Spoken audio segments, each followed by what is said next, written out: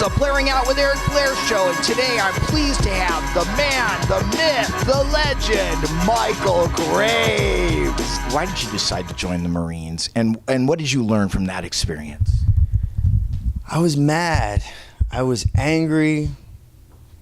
I wanted to serve my country like my father, like my grandfather, like their fathers, and so on. I wanted to be part of the solution. I had been run out of music because of the whole conservative punk thing, the things that I was saying, things that I was writing.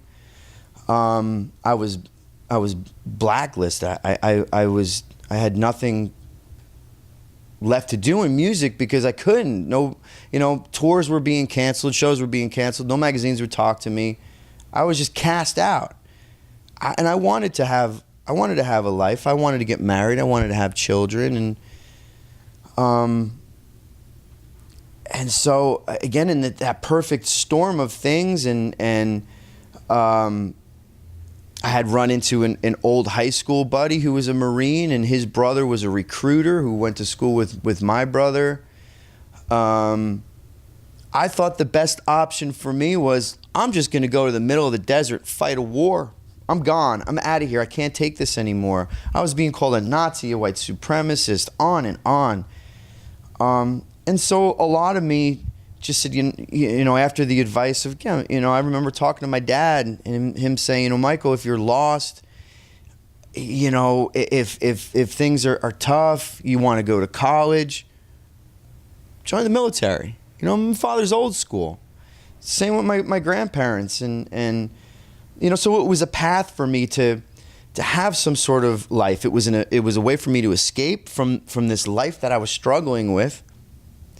It was a way to satisfy again what was happening to all of us with the whole 9/11. Well, what an amazing thing! You're going to serve your country. You're going to go kick in doors of people, in the middle of a desert, look for weapons of mass destructions that no one's ever found.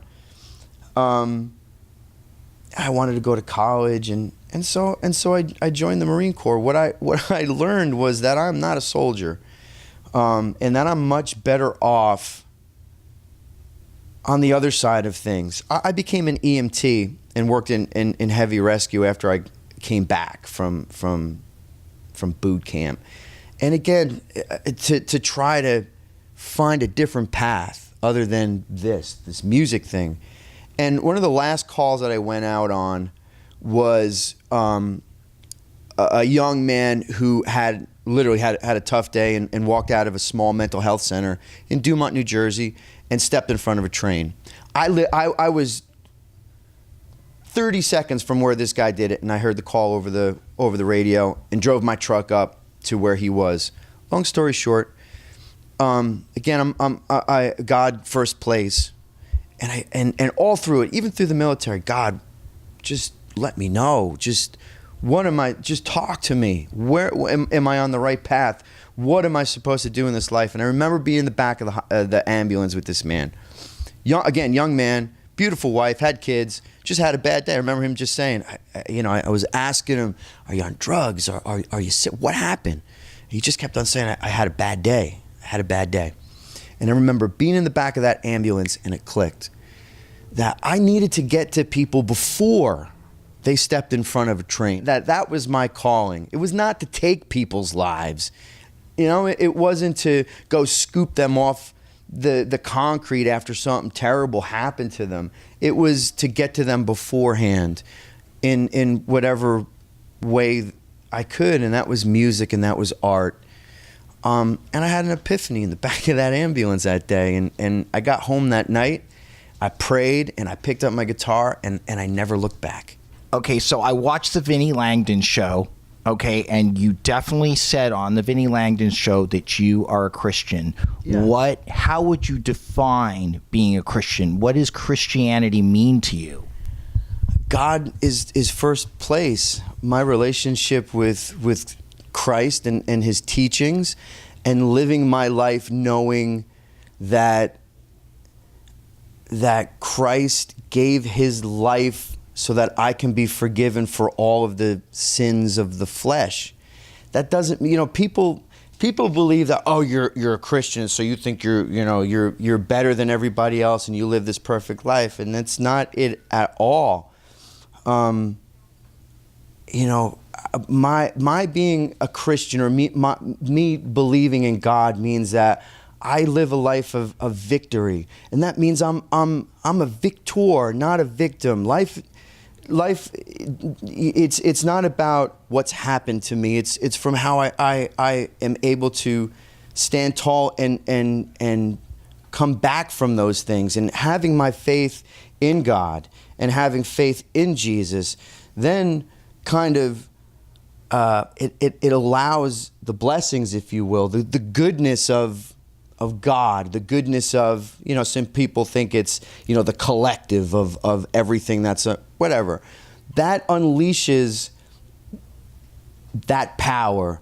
And just to believe and to thank God for the breath that I have in my body, to look at the examples that are written in the Bible, and to do my best to raise other people up, right? Like I said, God sends believers like myself into a world of darkness to bring light.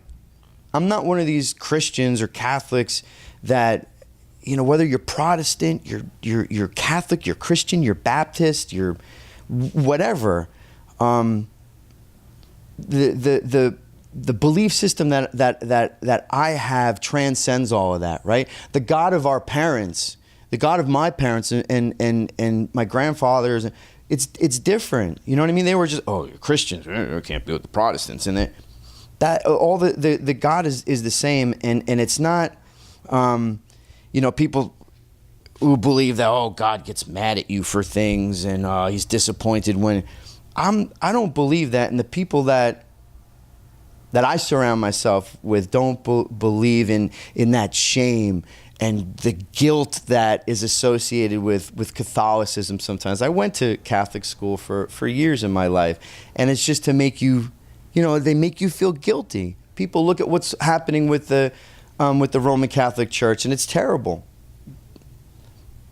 I'm not that. My God wants me to do good. It's like a father who wants their children to give everything that they can to their child, and just wants the best for them. And so, like I said, I keep God first place, and my relationship with Christ, even just as an archetype. If you don't believe that he was an actual historical figure, the teachings and how and what you can extract from those teachings is what's most important. Are you on board with a one world government? Yeah, I'm definitely not for a one world government. I am definitely not for a one world religion. I've read what Daniel wrote, and I'm not for that coming together. I mean, you just look at what's happening with the Roman Catholic Church right now. I mean, any sort of centralization of the government. It's like the Pharisees, when you read in the Bible, all these people walking around, they're godlier than the other men because of how religious they are, and that's not it. It's the goodness in your heart, the goodness of your heart, and accepting Christ that gets you to the next spot. I'm not for centralizing and bringing together all of the world religions under this one big sort of umbrella. That just spells trouble for me. We've been warned against doing that. It says it pretty clearly, and it goes on to describe how we give power to this to the beast, and we're all marked, and people come and it speaks to them, and that's the machine that we're building. That's the machine that we've built. The Blairing Out Show.